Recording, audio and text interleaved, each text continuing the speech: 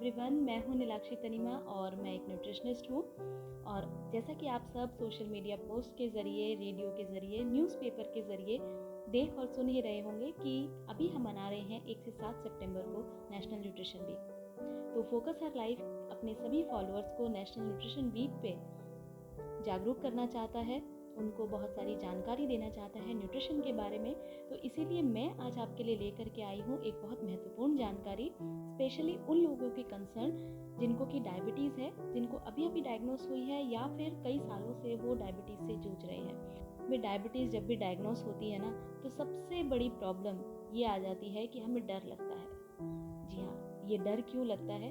ये डर इसलिए लगता है, इतनी ज़्यादा एंजाइटी हो जाती है कि क्या अब अपने फेवरेट फूड्स हमें छोड़ने पड़ेंगे। तो चलिए, सबसे पहला कंसर्न मैं आपसे यही शेयर करती हूँ कि डायबिटिक्स जो है वो किस तरीके से अपना फेवरेट फूड छोड़े बिना अपने मील को एंजॉय कर सकते हैं। डायबिटीज़ में सबसे बड़ी बात क्या होती है कि ब्लड शुगर लेवल्स जो हैं वो फ्लक्चुएट होते रहते हैं और या फिर एकदम से उनके अंदर राइज आ जाता है।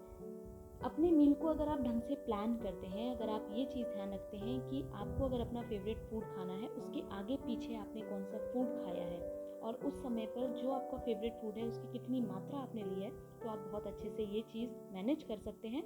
और सारे फूड जितने भी आपके फेवरेट हैं, चाहे वो पिज़्ज़ा हो, चाहे वो बर्गर हो, चाहे वो आम हो, आम के सीज़न में पाव भाजी हो या फिर छोले भटूरे हो, कुछ भी हो, वे बहुत सारी चीज़ों का नाम ले लिया मैंने।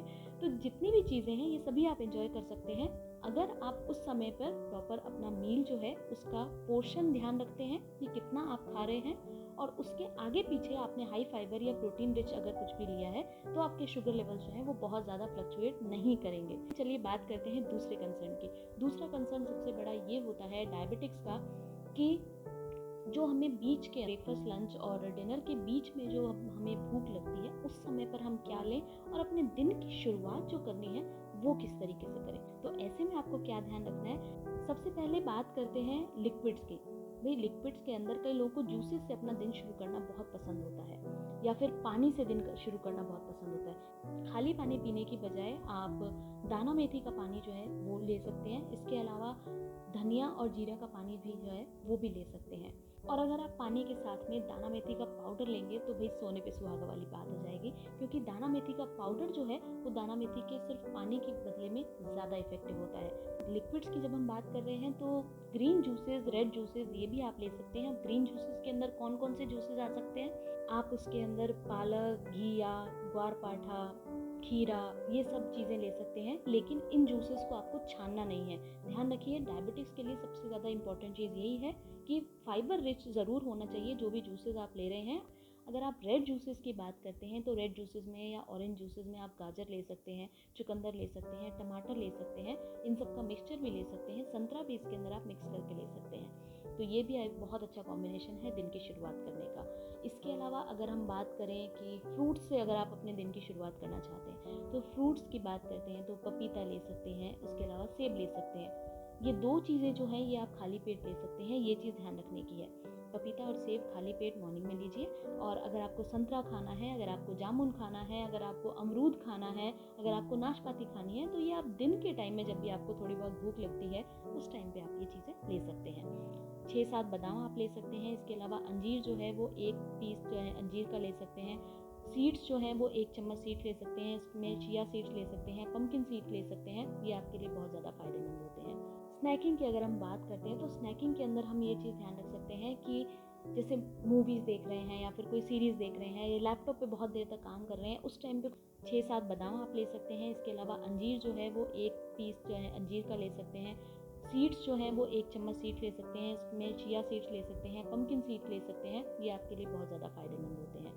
स्नैकिंग की अगर हम बात करते हैं तो स्नैकिंग के अंदर हम ये चीज़ ध्यान रख सकते हैं कि जैसे मूवीज़ देख रहे हैं या फिर कोई सीरीज़ देख रहे हैं या लैपटॉप पे बहुत देर तक काम कर रहे हैं, उस टाइम पे कुछ मंचिंग की इच्छा हो रही है, तो आप क्या कर सकते हैं? मखाने जो हैं उनको हल्का सा रोस्ट करके या फिर सौते करके देसी घी से उनको हल्का सा सौते कर लीजिए या फिर नॉर्मली उनको रोस्ट कर लीजिए, वो आप ले सकते हैं।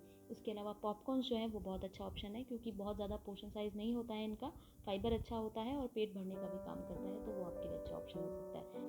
इसके अलावा तीसरा कंसर्न, बहुत इंपॉर्टेंट कंसर्न है, तीसरा कंसर्न ये होता है कि भाई जब हमने फूड की बात की है तो उसके साथ साथ में हम बात करते हैं लाइफ़स्टाइल की भी। लाइफ़स्टाइल की बात जहाँ पे हम करने लगते हैं, लाइफ़स्टाइल में ऐसी बहुत सारी चीज़ें होती हैं जो शुगर लेवल्स को फ्लक्चुएट करने का काम करती हैं या सडन राइज़ देने का काम करती हैं। चलिए एक-एक करके आपको बताती हूँ उनके बारे में भी। सबसे पहले बात करते हैं फूड की।